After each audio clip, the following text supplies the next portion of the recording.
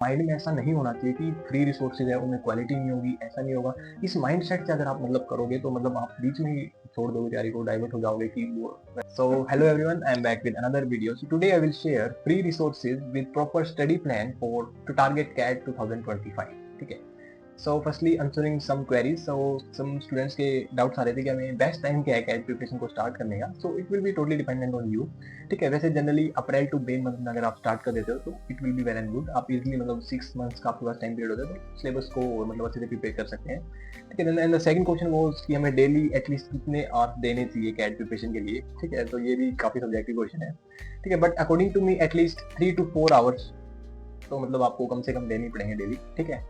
सो अभी स्टार्ट करते हैं। ठीक है, स्टडी प्लान के बारे में। ठीक है। तो फर्स्टली जो आपका स्टडी प्लान है उसके स्टार्ट में आपको क्या करना चाहिए, अगर आपने अभी तक मतलब तैयारी स्टार्ट नहीं किया है तो अभी आपको सबसे पहले एक मॉक देना चाहिए। ठीक है। मॉक कैन भी मतलब कोई भी प्रीवियस ईयर का पेपर हो सकता है, एक्सेप्ट 2023 के छोड़ देना, उसमें थोड़ा पॉइंट सब एक्सेप्शनल आ गया था। ठीक है। तो कोई भी आप प्रीवियस ईयर मतलब पेपर दे सकते हो, कोई भी मॉक दे सकते हो। ठीक है। और इसके लिए मतलब आप ऑनलाइन क्रैकू पे मतलब टाइमर के साथ देना तो काफी सारे अवेलेबल है, तो उनमें से कोई भी अटेम्प्ट कर सकते हो, उनमें से फिर थोड़ा एनालाइज कर सकते हो। इसका आपको आइडिया हो जाएगा कि इसमें 3 सेक्शंस होते हैं, VRC then DIR then quant. ठीक है। कितना टाइमर होता है ना, ऑल दैट। उसके बाद talking about the free sources. So firstly for the VRC section, अभी मैंने आपको पहले ही बता दिया था कि 3 सेक्शंस होते हैं, वीआरसी डीआईआर और क्वांट। तो firstly for the VRC section, verbal ability and reading comprehension. इस सेक्शन के लिए आपका मतलब पूरा मतलब रीडिंग हैबिट्स पे मेनली डिपेंड करता है कि आप मतलब कितनी ज़्यादा मतलब आपकी इंग्लिश लैंग्वेज पे कमांड है, बेसिकली ये टेस्ट करता है। ठीक है। सो फर्स्टली आपको मतलब इसके लिए एक हैबिट डेवलप करनी चाहिए, वो है रीडिंग की habit. You should read daily and consistently. वो ज़्यादा मैटर नहीं करता कि आप क्या पढ़ रहे हो, बट आप मतलब पढ़ रहे हो, डेली पढ़ रहे हो, एटलीस्ट 5 मिनट 10 मिनट 20 मिनट, वो मैटर नहीं करता, बट कंसिस्टेंटली डेली आपको रीडिंग की हैबिट बनानी है। ठीक है। तो एक टाइम पीरियड के बाद मान लो अब कैट के एग्जाम में जो आरसी आता है वो अप्रोक्स 200 to 50 वर्ड्स का होता है। ठीक है। उसके 4 to 5 टाइम्स के मतलब आरसी को आप पढ़ रहे हो और in between without any distraction, तो मतलब आपका अटेंशन स्पैन होता है वो इतना ज्यादा इंप्रूव हो जाना चाहिए। ठीक है। सो ये था मतलब आपको एक फर्स्ट थिंग, आपको रीडिंग हैबिट बनानी है और आपको रीड डेली करना है। आपको रिसोर्सेज बहुत सारे मिल जाएंगे, मतलब कहीं से भी आर्टिकल पढ़ सकते हो, बहुत सारी साइट्स एंड ऑल दैट, और वो मैं बता भी दूंगा। ठीक है। तो फर्स्टली आप बीआरसी के लिए एक प्लेलिस्ट है यूट्यूब पे बाय सियाली मैन, तो उसको आप रेफर कर सकते हो कि क्रैकू पे मेंटर है मैन, तो इसको मतलब आप प्रॉपर फॉलो कर सकते हो। तो इसको आपको मतलब पता चल जाएगी कैसे क्या होता है आरसी का, मतलब कैसे क्वेश्चंस आते हैं ऑल दैट। तो क्योंकि कोई पर्टिकुलर सिलेबस तो है नहीं जो आपको पूरा मतलब कंप्लीट करना है। ठीक है। और साथ साथ में ये अपने टेस्ट और सेक्शन आप लगाते रहेंगे साथ साथ में इसकी। तो ये पूरा प्लेलिस्ट करके आप मतलब बस प्रैक्टिस कर लो, बीआरसी के लिए ये इनफ रहेगा। ठीक है। Then talking about the second section, that is the DILS section. DILS section के लिए आपको इलाइट्स ग्रिड पे जाना है, यूट्यूब पे प्रॉपर प्लेलिस्ट है, 2-3 काफी प्लेलिस्ट पड़ी है और by honey sir and Gaurav sir. तो वहां से मतलब आप ऐसा नहीं है कि स्टार्टिंग में ही डिफिकल्ट वाले सेट्स लगाने लगो, आपको मतलब इजी लेवल भी मिलेंगे, देन मीडियम देन हार्ड। तो वो पूरी प्लेलिस्ट अगर आप प्रैक्टिस कर लेते हो तो मतलब आपका एक लेवल बन जाए, जो होता है ना कि मतलब आप कोई भी सेट आ रहा है तो आप उसको इजीली अटेम्प्ट कर दोगे। इसका भी कोई पर्टिकुलर डिफाइंड सिलेबस नहीं है, हर कैटेगरी के आप बस आप सेट्स लगा लोगे, वो इनफ रहेगा। ठीक है। और इलाइट्स ग्रिड के लिए जो मैंने आपको सॉरी इलाइट्स ग्रिड नहीं, एलआईडीए के लिए जो आपको मैंने मेथड बताया था करने के लिए, उसको आपको अच्छे से फॉलो करना है। जैसे मैंने पहले बताया था, अभी मैं दोबारा शेयर कर देता हूँ, जो रामबाण मेथड था बिल्कुल। कोई भी आपके सामने सेट आता है तो आपको पहले उसको खुद से प्रैक्टिस करना है, देन ओनली उसका सोल्यूशन देखना है, अदरवाइज उसको सोल्व करने का या देखने का कोई फायदा नहीं होगा। ठीक है। जैसे ही आपकी स्क्रीन पे कोई सेट आया, उसको आप वीडियो को पॉज करोगे, देन अपने आप से आप उसको प्रैक्टिस करोगे पूरे सेट को। आप मतलब 15 मिनट 20 मिनट 30 मिनट आपसे नहीं हो रहा। ठीक है। आप मतलब उससे बिल्कुल क्लोज भी नहीं जा पा रहे, तो वीडियो को स्टार्ट करके एक हिंट लोगे आप, हिंट मिलते ही देन आप दोबारा पोज करके अपने एंड से ट्राई करोगे। ठीक है। तो इस प्रैक्टिस को आप फॉलो करते हो एंड तक, तो आपका एक सेक्शन डीआईएलआर की मैं गारंटी ले सकता हूँ पर्सनली, और मैंने यही ट्राई किया, तो आपका एक सेक्शन तो बिल्कुल ही मतलब प्रॉपरली प्रिपेयर हो जाएगा, उसकी आपको फिर टेंशन लेने की जरूरत है। बस एक प्रैक्टिस आप स्टार्ट टू एंड तक यही फॉलो करते हो। ठीक है। तो ये सारा था इसके लिए डीआईएलआर के लिए। और एक और आईएमएस के सर हैं प्रयागराज सर, तो उनकी भी एक 100 सेट्स की प्लेलिस्ट है, उसमें थोड़ा सा सेट्स का लेवल हाई है, मतलब एक पॉइंट पे थोड़ी तैयारी हो जाएगी, आप उसके बाद आप उसको भी रेफर कर सकते हो। ठीक है। तो वो भी आप काफी अच्छी प्लेलिस्ट है, वो भी कर सकते हो। ठीक है। Then the third section, quant section.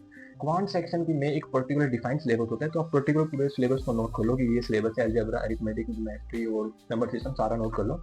ठीक है। देन उसके बाद रोदा सर की प्लेलिस्ट है, उसमें सारा अच्छे से दे रखे हैं। आप जो भी टॉपिक पहले टॉपिक देखो ये वाला, मैं जैसे स्टार्टिंग से आपको पहले अरिथमेटिक करना चाहिए, देन आपको अलजेब्रा, देन बाकी, क्योंकि इन दोनों में सबसे ज़्यादा पोर्शन आता है according to the previous year set. ठीक है, फर्स्टली आप ऐसा करके मतलब सारे को कवर कर लोगे।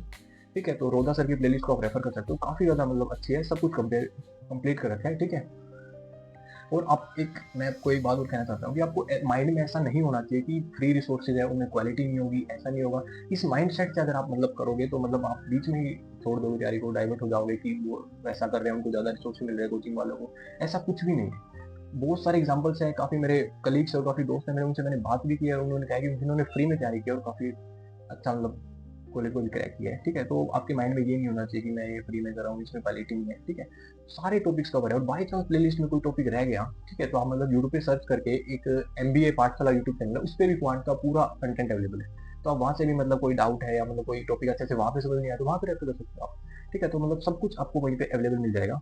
ठीक है, तो ये था आपका पूरा क्वांट के लिए। ठीक है, और एक LRDI के लिए एक और bodyprep.com नाम से वेबसाइट है, वहाँ पे आपको बहुत सारे सेट मिल जाएंगे। ठीक है, उसमें डिफिकल्टी लेवल भी डिवाइडेड है, इजी, मीडियम और देन टफ। तो आप वहाँ से मतलब काफी ज्यादा सेट को प्रैक्टिस कर सकते हो, क्योंकि LRDI is all about practice. इसमें आप सेट्स को लगाओगे, और सेट्स को कैसे लगाने वो मैंने आपको बता दिया।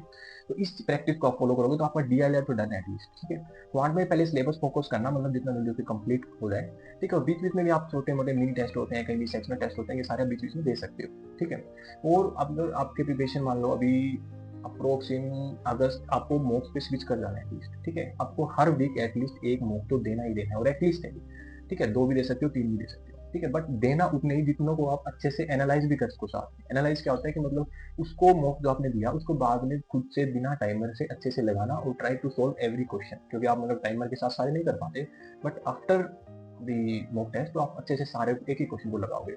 ठीक है, तो वो पूरा प्रॉपर एनालिसिस आपका होना चाहिए। ठीक है, और आप मतलब कोई टेस्ट सीरीज भी बाय कर सकते हो इफ यू वांट टू, मतलब ऐसा कोई पर्टिकुलर नीड नहीं है, कोई वो नहीं है, बट मतलब आपको देखना है कि रियल टाइम मेरी रैंक कितनी आ रही है। ठीक है, तो जैसे मैंने पर्सनली IMS का लिया था, और इट कॉस्टेड मी अराउंड 4.5 के। ठीक है, तो आप वो भी ले सकते हो, आपको मतलब रैंक परसेंटाइल मिलता रहता है उसमें, तो मतलब कोई नेसेसरी नहीं है। बाकी सारे फ्री मॉक टेस्ट होते हैं, वो भी ले सकते हो, चाहो तो आप बाय भी कर सकते हो। ठीक है, तो ये सारा इसका ये था। देन एक VRC के लिए आपको RC99 से होगा, तो वो आप मतलब गूगल पे सर्च करोगे RC99 तो सबसे ऊपर आ जाएगा। तो वहाँ पे काफ़ी सारे RCs हैं, तो उनको भी मतलब उसमें ईजी, मीडियम डिफिकल्टी लेवल्स हैं, तो आप वो भी सारे प्रैक्टिस कर सकते हो अगर आपके पास फ्री टाइम हो तो। ठीक है, तो ये सारा मतलब इसका मतलब पूरा स्टडी प्लान रहेगा, और आपको इसका मतलब डेली हर एक सेक्शन को एटलीस्ट 1 आवर तो देना ही देना है। ठीक है, और बीच में एक चीज़ और बताना चाहता हूँ, बीच में प्रिपरेशन के कोई गैप मत आएगा। ठीक है, कि कोई भी फैमिली फंक्शन आ जाता है या कुछ भी और भी इंसिडेंट हो जाता है या कुछ भी हो जाता है, ब्रेक होता है, मतलब 3-4 दिन आप मतलब कुछ मतलब कहीं पे टूर पे चले गए, ये वो 3-4 दिन का चलो कोई नहीं, मतलब बट ज़्यादा लंबा अगर मान लो आपका 10 से 12 दिन का गैप आ जाते हैं, और उसके बाद मतलब आपको ऐसा लगता है कि मैं काफ़ी पीछे रह जाऊँ बाकी सबसे, तो मतलब फिर आपको दोबारा रीस्टार्ट करना काफ़ी मुश्किल हो जाता है। और मैंने काफ़ी बार सारे बच्चों को, इवन मेरे बैच में देखा सारे, जिन्होंने बीच में ब्रेक आती थी प्रिपरेशन को छोड़ दिया था, और फिर वो कंटिन्यू नहीं कर पाते, मतलब ऐसा लगता है कि बहुत सारा सिलेबस रह जाएगा। तो मतलब ट्राई आपका यही रहना चाहिए कि उसके बीच में कोई ब्रेक नहीं आए। ठीक है, तो यही सारा पूरा स्टडी प्लान था। और अगर आपको स्टिल कोई भी डाउट हो, और जितने भी ये मैंने बताया इनका सबका मैं जो लिंक है वो डिस्क्रिप्शन में दे दूँगा आपको। ठीक है, और इट्स बेस्ट टाइम और इट्स पीक टाइम, अभी आपको अपनी प्रिपरेशन को स्टार्ट कर देना चाहिए। So best of luck for CAT 2025। Thank you everyone, meet you soon in the next video. Bye bye.